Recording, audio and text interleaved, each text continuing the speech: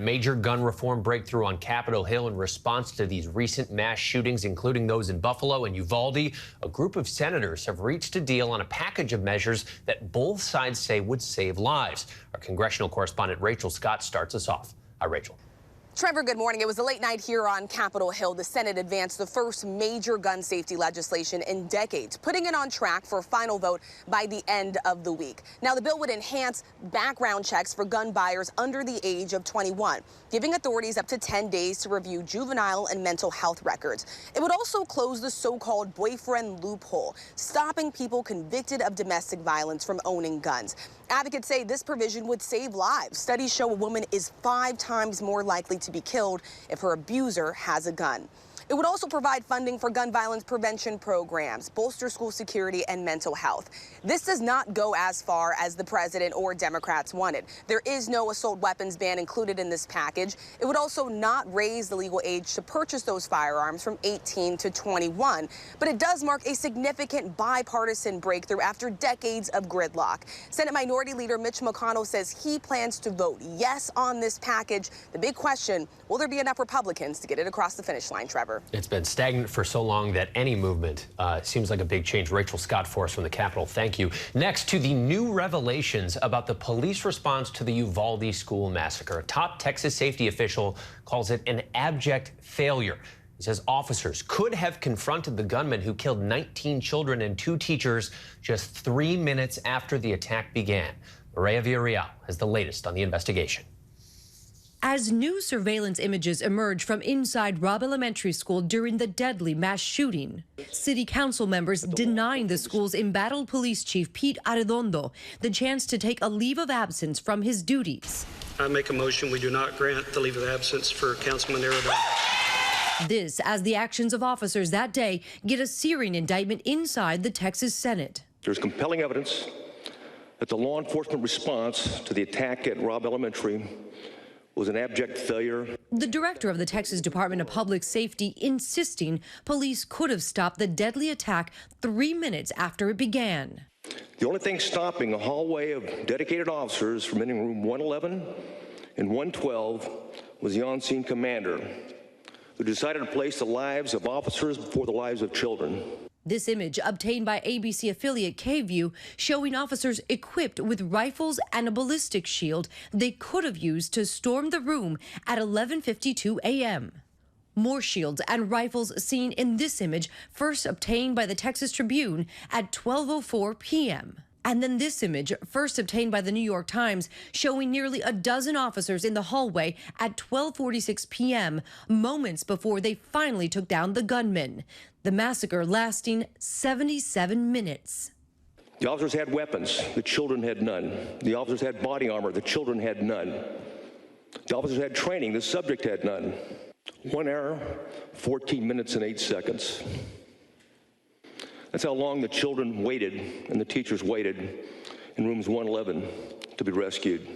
McCraw also saying officers wasted time searching for a key for a door that wasn't locked. While dozens of officers waited, kids were calling 911 from inside for over 40 minutes. Is there anybody inside of the building? Tyler is advising he is in the room full of victims at this moment. New testimony revealing the chief had no radio to communicate with dispatchers, and police radios were not working inside the school. Arredondo spotted Tuesday after testifying in a closed hearing. What, anything to say to the parents? He recently told the Texas Tribune he felt he was in an impossible situation and wanted to save as many lives as possible. But McCraw says Arredondo made terrible decisions. Mistakes were made. It should have never happened that way. Families now demanding transparency. Vinny Salazar lost his 11-year-old daughter, Layla. I want to know what took them so long to act. If they've got nothing to hide, then everything should be open to the public so that we can hear what happened. And Mireya Villarreal joins us now from the Texas Capitol in Austin. Also have senior investigative reporter Aaron Katersky with me here in New York. Mireya, though, we want to start with you.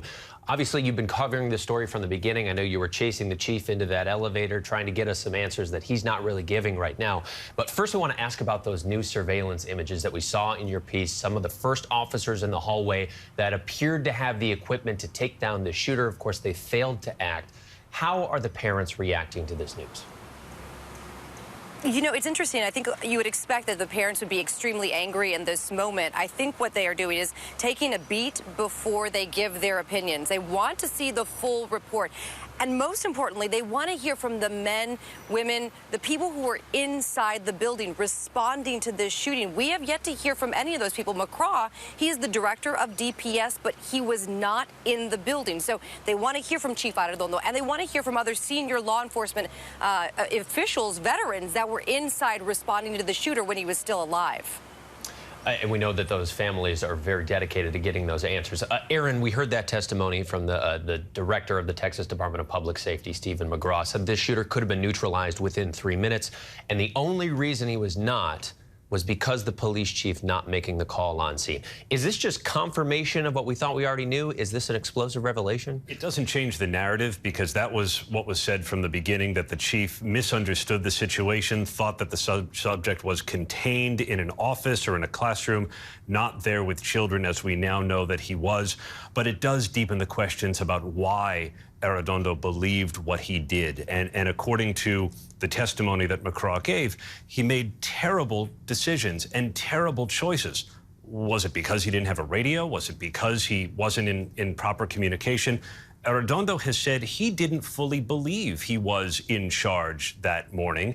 But McCraw said, if you're the one that's making decisions and you're the ones giving orders, then you are in charge. And it does raise a question, I think, in some minds about whether anybody, Arredondo included, could face charges. Negligence is a very high standard, Trevor. Those mistakes very easily, I think, could be argued, possibly cost some lives here. Mireya, we know that the chief sits on the school district city council there. He was denied that request to take a leave of absence. We heard the round of applause when that motion was rejected. Did they explain why they denied his leave of absence? I mean, city council members were very clear. We want to be transparent. I think they realize that they are losing the PR campaign, that their community does not trust any elected official right now, especially Chief Arredondo. What this is going to do is it's going to force him to show up for city council meetings, to come out in the public and to face the music to some extent. Here's the thing.